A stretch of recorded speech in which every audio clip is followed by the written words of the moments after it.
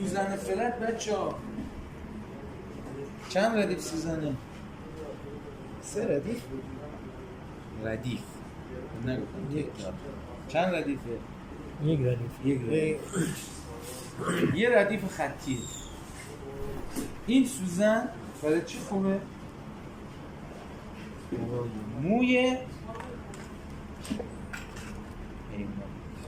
و بعد کار باهاش هم چجوریه؟ اینجوری نیست شکلی. البته که باهاش خیلی کارهای جالب دیگه هم چند سوزن پرکاربردی ولی نیست. خیلی هم دوست مثلا یک لاینایی داریم که با همین فقط میره بدون که دیگه پر کردنی انجام میده، یه سایه بهت میده ولی سایه خیلی ساده و خطی.